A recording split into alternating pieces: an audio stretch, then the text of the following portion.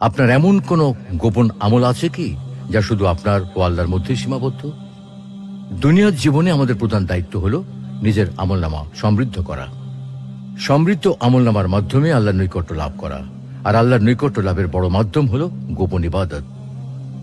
যার আমলনামায় গোপন ইবাদতের পরিমাণ যত বেশি, আল্লাহর রেজামন্দি ও জান্নাত লাভে সে তত বেশি অগ্রগামী।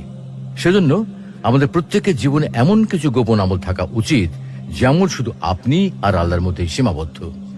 পৃথিবীর কোনো মানুষ এ ব্যাপারে কিছুই জানবে না। কিয়ামতের ময়দানে আল্লাহ তার যে 7 শ্রেণীর বান্দাকে ছায়াদান করবেন, তাদের মধ্যে 3 শ্রেণীর লোক হবে গোপন আমলকারী। নবী করিম সাল্লাল্লাহু আলাইহি ওয়াসাল্লাম বলেন, সেদিন 7 শ্রেণীর ব্যক্তিকে আল্লাহ তার আরশের ছায়া আশ্রয় দেবেন, যেদিন আল্লাহর আরশের ছায়া ব্যতীত আর কোনো ছায়া থাকবে না।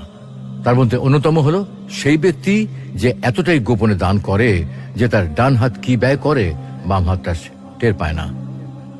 অতঃপর সেই ব্যক্তি যে নির্জনে আল্লাহকে স্মরণ করে, ফলে তার 2 চোখ দিয়ে অশ্রু প্রবাহিত হয়। আল্লাহ রাব্বুল আলামিন আমাদের সকলকে প্রকাশ্যে ফরজ ইবাদত আদায়ের পাশাপাশি প্রকাশ্যে এবং গোপনে উভয় পদ্ধতিতে নফল আমল করার তৌফিক দান করুন। অবস্থা অনুসারে কখনো প্রকাশ্যে করার তৌফিক দান করুন, আবার গোপনে করার মাধ্যমে তার নৈকট্য অর্জন করার তৌফিক দান করুন। আমিন।